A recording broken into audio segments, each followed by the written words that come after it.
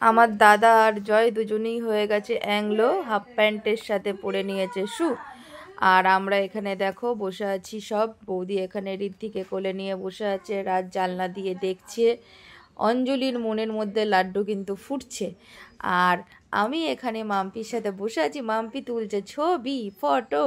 আর মাম্পির শুধু অঞ্জলির মনে লাড্ডু ফুটছে না, লাড্ডু কিন্তু মাম্পির মনেও ফুটছে। দেখো রাত্রির 11:30টার সময় মনে হচ্ছে যেন সন্ধ্যাবেলা, কত সুন্দর লাগছে। আর বৌদির পেয়ে গেছে ঘুম, বসে বসে তুলছে হাই, পুরো ট্রেনটাই ফাঁকা।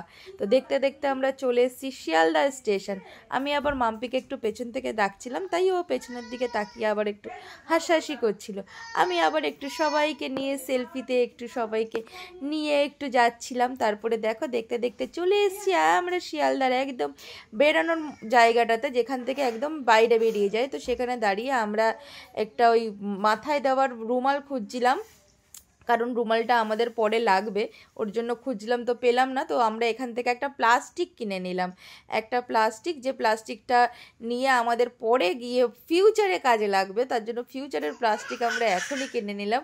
তো প্লাস্টিকটা আমি আবার লোকটাকে বলছিলাম যে একটু দেখাও তো কীরকম ধরনের প্লাস্টিক আছে।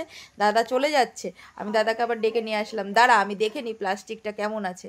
তো লোকটা এবার প্লাস্টিকটাকে বার করে আমাদেরকে দেখাবে। দেখো ওনার কাছে আবার ফোনপেও আছে, কিন্তু উনি কিন্তু ফোনপে প্লাস্টিক আলা, ফোনপে পরোটা না, ফোনপে প্লাস্টিক আলা। এবার প্লাস্টিকটা আমাদেরকে দেখাচ্ছে কত বড়। তারপরে আমরা দেখে নিলাম প্লাস্টিকটা ঠিকঠাক আছে। এবার আমরা নিয়ে নিলাম প্লাস্টিক, সবাই আমরা দাঁড়িয়ে আছি, বিরক্ত লেগে যাচ্ছে। মাম্পির আর ভালো লাগছে না, মাম্পি ভাবছে কতক্ষণে আমরা যাব, আর ইচ্ছা করছে না এখানে দাঁড়াতে। তো এই যে দেখে নাও, এটা হচ্ছে শিয়ালদা স্টেশন। এখানে দেখো লাইটটা আবার চেঞ্জ হবে একটু পরেই, ওই দেখো চেঞ্জ হয়ে গেছে লাইটটা, দেখেছো কত বড় শিয়ালদা স্টেশনটা। আমরা এপাশটা আছি বলে ওই লেখাটা, শিয়ালদা লেখাটা দেখাতে পারলাম না। তো আমরা চলে যাচ্ছিলাম ট্যাক্সি নেওয়ার উদ্দেশ্যে। তো একটা ট্যাক্সিওয়ালা পেয়েছে, অনেকে অনেক বেশি বেশি টাকা ভাড়া বলছিল। তারপরে লাস্টে একটা বলদ ট্যাক্সিওয়ালা আমরা একদম পেয়ে গেছি, একটা ট্যাক্সিতে আমরা 7 জন উঠে গেছি, ঠিক আছে। তো সেই ট্যাক্সিওয়ালাটা আমাদের এখান থেকে নিয়ে যাবে ধর্মতলা। তো যার জন্য আমাদের নিয়েছিল কিন্তু 200 টাকা, আমি একদম পুরো বাজেট দিয়ে দিয়েছিলাম, 200 টাকার বেশি আমরা যাব না। তো ট্যাক্সিতে সেই ভাগম ভাগ মুভিটা আছে না, সেই মুভিটাতে যেরকম একটা গাড়ির মধ্যে কত লোক বসে পড়ে, আর আমাদের সিচুয়েশানটাও ঠিক তেমনই হয়ে গেছে। আমরা একটা গাড়ির মধ্যে টোটাল 7 জন বসেছি। দেখো আমাদের পরিস্থিতিটা দেখো, গাতিয়ে গুতিয়ে কোলের মধ্যে, সামনে দাদা আর জয়, আর পেছনে আমরা এই কজন। আর আমাদের ব্যাগগুলো সব দিয়ে দিয়েছিলাম ডিগ্গির মধ্যে। রাস্তা কিন্তু পুরোই ফাঁকা, 11:30 পৌনে 12টার সময় রাস্তা কি জ্যাম থাকে? একদমই থাকে না, পুরোই ফাঁকা ফাঁকা রাস্তায় আমরা পৌঁছে গেলাম ধর্মতলা। দেখো এই যে চলে এসেছি, ট্যাক্সি থেকে সব আমরা মালপত্র নামাচ্ছি। এরপরে এখান থেকে আমি যাব খুঁজতে হচ্ছে, এই যে ওনাকে আমি পয়সা দিয়ে দিলাম, দিয়ে এবার আমি যাব হচ্ছে খুঁজতে বাস। আর এখানেই দাঁড়িয়ে রয়েছে, খোঁজার দরকার নেই, এই দেখো ডেকে ডেকে আমাদেরকে নিয়ে যাচ্ছে, চলুন চলুন, স্লিপার আছে, ভালো বাস আছে, এসি বাস আছে, চলুন চলুন। তো ওনার সাথেই আমরা গেলাম বাসটা দেখতে। বৌদিদেরকে এখানে বললাম তোমরা একটু এখানে ওয়েট করো, আমরা যাই গিয়ে বাসটা দেখে আসি। তো দাদা এখানে ব্যাগ ফ্যাগ সব দিয়ে দিচ্ছিল, আর উনি কিন্তু দাঁড়িয়েই রয়েছে, আমাদেরকে নিয়েই যাচ্ছে ওই লোকটা। তারপরে গিয়ে ওখানে আমরা দেখছি যে কি বাসে আমরা যাব, বাস পছন্দ না হলে কিন্তু আমরা যাব না। তারপরে গিয়ে দেখলাম চলো আর একদম বাস নেই, এটা হচ্ছে সব থেকে লাস্ট বাস, কারণ আমরা গেছিলাম অনেক দেরি করে। তো এই সন্তোষ বলে এই বাসটাতেই আমরা সবাই মিলে চলে গেলাম।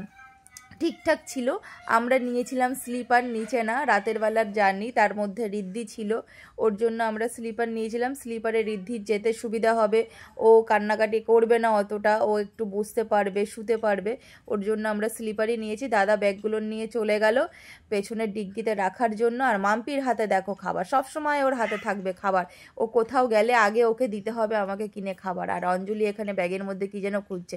রাজ কিন্তু প্রচুর এক্সাইটেড, ঠিক আছে। রাজের এই ফার্স্ট টাইম আমাদের সাথে রাজ যাচ্ছে ঘুরতে, দেখেছো।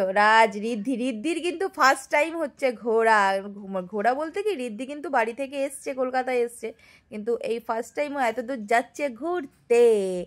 ঋদ্ধির আর ভাল লাগছে না, ও কতক্ষণে একটু বসবে। তারপরে আমরা চলে এসেছি বাসের মধ্যে। দেখো এখানে হানিমুন কাপল দুজনে বসে গেছে, একদম দুজনে দুদিকে বসে গেছে। আর আমরা এখানে আছি, আর ঋদ্ধিকে এখানে বৌদি বসিয়ে দিয়েছে। বৌদি ওখান থেকে আবার কি যেন বলছিল, আমার এখন আর মনে পড়ছে না কি যেন বলছিল। ঋদ্ধি কিন্তু অনেক মজা পাচ্ছে, খুব মজায় আছে ঋদ্ধি। আর দেখো আমাদেরকে দেখানোই যাচ্ছে না, আমরা কখন আসবো, আমরা কখন আসবো। এই ঋদ্ধিকেই দেখো দেখো দেখো, কত আনন্দ করছে, কত আনন্দ করছে, কত মজা করছে ও। অনেক খুশি, অনেক হ্যাপি ঋদ্ধি। আর রাজ ওর সাথে খেলছিল। রাজ আমাদের সাথেই বসেছিল, বৌদিদের সিট আর আমাদের সিট পাশাপাশি ছিল, আর অঞ্জলিদেরটা পেছনে ছিল। জয় অঞ্জলি ওরা ছিল পেছনে, ওরা তো হানিমুন কাপল, ওর জন্য ওদেরকে বললাম তোরা একটু সেপারেট থাক, পেছনের দিকেই থাক। আর আমরা একদম পাশাপাশি। রাজ আবার এখানে হাই বলে দিচ্ছে, অনেক এক্সাইটেড, এমনি সময় কথা বলে না, এখন কিন্তু হাই ঠাই সব বলে দিচ্ছে, হাই ঠাই বাই সব।